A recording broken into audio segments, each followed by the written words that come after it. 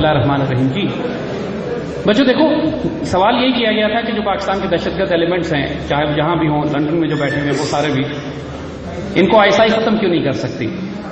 اس کا جواب یہ ہے کہ آئی ایس آئی حکومت نہیں ہوتی، حکومت کے تحت ہوتی ہے. فوج اپنی مرضی صرف ایک وقت کرتی ہے جب وہ حکومت کا تختہ الٹتی ہے، بس. باقی سارے کاموں پر اس کو فوج کی مرضی، حکومت کی مرضی کے مطابق چلنا ہوتا ہے. مثال کے طور پر یہی بلیک واٹر والی بات جو ہے، اگر ان کو امریکہ سے پاکستانی ایمبیسڈر حسین حقانی ویزے ایشو کر رہا ہے تو اس میں آرمی آئی ایس آئی کچھ بھی نہیں کر سکتی. اگر پاکستان کی گورنمنٹ انٹیریئر منسٹری ان کو اسلحے کے لائسنس ایشو کر رہی ہے تو اس میں آرمی اور آئی ایس آئی کا کوئی رول نہیں ہے. یہ رپورٹ کر سکتے ہیں، نوٹ کر سکتے ہیں، حکومت کو بتا سکتے ہیں، آگے آرمی چیف کو بتا سکتے ہیں کہ آگے یہ سب کچھ ہو رہا ہے. I S I technically prime minister کو رپورٹ کرتی ہے، پرائم منسٹر کے کنٹرول میں ہوتی ہے. اسی لیے اہم چیز یہ ہے کہ ملک کے حکمران صاف ہوں، تاکہ جو نیچے ادارے کام کر رہے ہیں ان کو اپنی ڈیوٹی، جب وہ اپنی فرائض پورے کرتے ہیں. یہ کبھی نہیں ہوا کہ ملک میں ہونے والے خطرات جو ہیں ان کے بارے میں انفارمیشن گیدر نہ کی گئی ہو. ہوتا صرف یہی ہے کہ جب ان دہشت گردوں کو یعنی فسادیوں کو چھوڑ دیا جاتا ہے، حکومت وقت مصلحت کے مطابق کمپرومائز کر لیتی ہے، الائنسز بنا لیتی ہے، تو پھر آگے آنے والے وقتوں میں ملک کو قوم کو نقصان پہنچتا ہے. مثال ہم آپ کو صرف ایک دیتے ہیں کہ 1967 میں اگرتلہ سازش پکڑی گئی تھی، ایک سازش جو ایسٹ پاکستان کو توڑنے کی سازش تھی، جو شیخ مجیب الرحمان نے بنائی تھی. پورا جہاز گرانے کا پلان تھا ان کا، ایوب خان کا جہاز گرا لیں گے، ایسٹ پاکستان میں بغاوت کر دیں گے. ساری سازش پکڑی گئی، اسلحہ پکڑا گیا، لوگ پکڑے گئے. ساری انفارمیشن لا کے ایوب خان ان پہ غداری کا مقدمہ چلانا چاہتا تھا، لیکن اس وقت کی تمام سیاسی جماعتوں نے طوفان برپا کر دیا کہ جب تک اس غدار شیخ مجیب الرحمان کو چھوڑ کر الیکشن میں جتوایا نہیں جائے گا اس وقت تک ہم پاکستانی الیکشن میں حصہ نہیں لیں گے. توبہ استغفار، اتنا بڑا ظلم کیا ان سیاسی جماعتوں نے صرف ایوب کی مخالفت میں. 1967 میں پھانسی دے دی جاتی مجیب الرحمان کو، ایسٹ پاکستان کا بھی ٹوٹ کے لگنا ہوتا. پالا گیا، پوسا گیا، جوان کیا گیا، الیکشن میں حصہ لیا گیا. ظاہر ہے الیکشن میں جیتنا ہی تھا اس نے. جب وہ جیتا اس کی دہشت گردوں کے ساتھ اتنی بڑی سازش پکڑی گئی ہے، پھر اس کو الیکشن میں جتوایا، پھر کہتے ہیں اس کو حکومت بھی دے دو. تو یہ ہوتا ہے، یہ غلطیاں ہوتی ہیں جو سسٹمیٹک گروپ اپس ہوتے ہیں. ایک دفعہ کی غلطی نہیں ہوتی، پکڑ کے سب کچھ دیا تھا. تو انشاءاللہ فکر نہ کرو، ٹھیک ہو جائے گا آنے والے وقتوں میں. اب ہم آخری سوال کی طرف آتے ہیں جس کا تعلق میری ذات سے ہے. بہت سارے لوگوں کے سوال ہیں کہ وہ الزام یہ کہا جا رہا ہے کہ صاحب آپ پر یہ الزام ہے کہ آپ حضور صلی اللہ علیہ وسلم کی ختم نبوت پہ یقین نہیں رکھتے، کسی یوسف قذاب نامی نبی کے ساتھ فالس پروفٹ کے ساتھ وابستہ رہے ہیں، آپ کے خلاف پروپیگنڈا بہت زیادہ ہے، اس کو ایکسپلین کر دیجئے. میرے بچوں، پہلا سمپل آنسر اور شارٹ آنسر، ہماری گفتگو، ہمارا پیغام، ہمارا مشن عشق رسول ہے صلی اللہ علیہ وسلم. یہ کیسے ممکن ہو سکتا ہے کہ کوئی عشق رسول کا پیغام دے اور خود گستاخ رسول ہو؟ اقبال کہتے ہیں کوئی شکوہ بیجا بھی کرے تو لازم ہے شعور. اللہ کے فضل و کرم سے الحمدللہ حضور صلی اللہ علیہ وسلم میں زندگی کا مرکز، ہمارے عشق اور جنون کا منبع، ہماری ساری زندگی آپ کے پیار اور آپ کے عشق میں اور آپ کے دین کے دفاع میں خرچ ہوئی ہے. میں 22 سال کا آپ کی عمر کا تھا جب ہم افغانستان گئے. الحمدللہ اس وقت ہمیں کون بھیج رہا تھا، کون ہماری حفاظت کر رہا تھا، ہم کس لیے گئے تھے وہاں پہ؟ میں اس وقت NID یونیورسٹی کراچی میں تھا. یور ایج از، جب آپ لوگ ماشاءاللہ یہی میں دیکھتا ہوں تو مجھے اپنا ماضی یاد آتا ہے. I am also an engineer by the way. اور اس وقت 6 سال سوویت فوجوں کے خلاف لڑتے ہوئے ہماری زندگی کا مقصد یہ تھا کہ اللہ کے رسول کا پرچم بلند رکھا جائے، پاکستان کا دفاع کیا جائے. پھر اس کے بعد جو کچھ آج ہم کر رہے ہیں، پاکستان کے بدترین دشمنوں کو، ناپاک ترین لوگوں کو، جن کے سامنے بات کرتے ہوئے لوگوں کی جان نکلتی ہے، صرف اقبال کے اس شعر کے اوپر کہ ہزار خوف ہوں لیکن زباں ہو دل کی رفیق، ازل سے رہا یہ قلندروں کا طریق. ہم وہ اذان دے رہے ہیں کہ اللہ اس عام امت کی آبرو کی حفاظت کرے، اس پاکستان کی حفاظت کرے.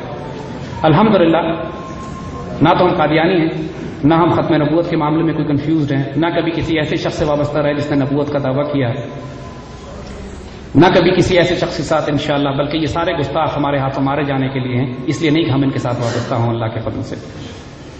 لہذا اس معاملے میں کنفیوز نہ ہوئیے. یہاں تک اس بات کا تعلق ہے کفر کے فتوے کا، تو یہ تو علامہ اقبال پہ بھی لگائے گئے تھے. قائد اعظم کو بھی کافر اعظم کہا گیا تھا. ہم سوال یہ کرتے ہیں لوگوں سے کہ ہم نے 200-250 پروگرام کر دیے ہیں، 2 سال ہو گئے ہیں، ہزاروں یونیورسٹیز میں ہم جا چکے ہیں، ہماری کون سی بات ایسی ہے کہ جس پہ آپ ہمیں کافر کہتے ہیں؟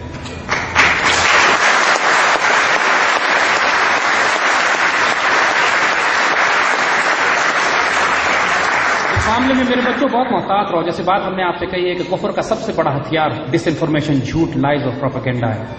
اسی لیے حضور صلی اللہ علیہ وسلم نے بڑے سخت معیار قائم کیے ہیں. فرمایا کہ ایک شخص کے جھوٹا ہونے کے لیے یہ بات کافی ہے کہ سنی سنائی بات بغیر تحقیق کے آگے بیان کرتے ہیں. تو بی ویری کیئرفل کہ کہیں اللہ رسول صلی اللہ علیہ وسلم کی زبان مبارک میں کہیں جھوٹے نہ ہو جاؤ. دوسری بات کہ جو کسی مسلمان کو کافر کہتا ہے اور وہ مسلمان ہو تو یہ فتویٰ، یہ الزام فتویٰ لگانے والے پر لوٹ کر واپس جاتا ہے حضور صلی اللہ علیہ وسلم کی حدیث شریف کے مطابق۔ آپ اگر مسلمانوں میں دیکھیے، یہ بدنصیبی ہے ہماری کہ کوئی مسلک ہمارا ایسا نہیں ہے جس نے دوسرے مسلک کو کافر ہونے کے فتوے نہ دیے ہوں، بدنصیبی ہے امت کی۔ اور ظاہر ہے جب قائد اعظم اور علامہ اقبال کو انہوں نے کافر کہا تو اس کا مقصد بھی ان کا یہی تھا کہ یہ دونوں داڑھی منڈے، دونوں یورپ اور امریکہ سے پڑھ کر آئے، دونوں کسی مدرسے کی گریجویٹ نہیں ہے، یہ کب سے آ کے دین سکھانے لگے، یہ سوٹ ووٹ پہنتے ہیں، ٹائی لگاتے ہیں، انگریزی بولتے ہیں، کافر ہی ہوں گے۔ تو میرے بچوں، اس معاملے میں بہت محتاط رہنا، کسی مسلمان کو کافر کہنا یا یہ ساری ڈس انفارمیشن، یہ سارا جھوٹ جو لوگ پھیلا رہے ہیں ہم ان کو اچھی طرح جانتے ہیں، لیکن جواب لوگ ہم سے کہتے ہیں کہ آپ میڈیا پہ آ کے ان کو ایکسپوز کیوں نہیں کر دیتے، یا بھی ہم ان کا نام کیوں نہیں لے لیتے۔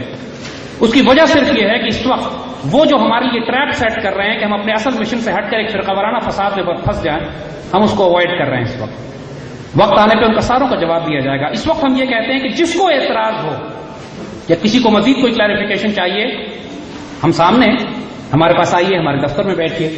آج تک سینکڑوں بچے ہمارے پاس آ کے کلیریفیکیشن لے چکے ہیں، دیکھ چکے ہیں معاملات کو، سمجھ چکے ہیں کہ اصل ایشوز کیا، پھر خود کہتے ہیں کہ آپ بہت اچھا کر رہے ہیں کہ آپ اس بات کو پبلک میں ایکسپوز نہیں کر رہے، کیونکہ اس سے زیادہ فساد پھیلے گا، خیر نہیں پھیلے گی۔ کیونکہ جو مسلمان ایک دوسرے کے اوپر نعوذ باللہ کفر کے فتوے لگاتے ہیں، یہ بدنصیبی ہے اس امت کی۔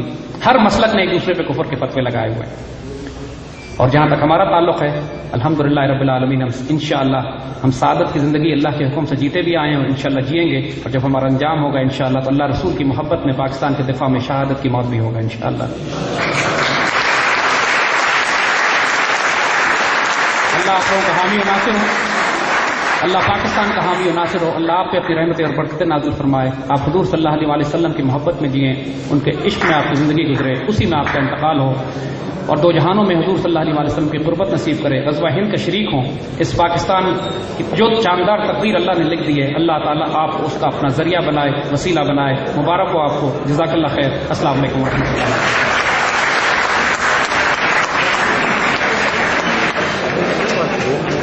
پلیز بیٹھ جائیے، تھوڑی دیر کے لیے بیٹھ جائیے۔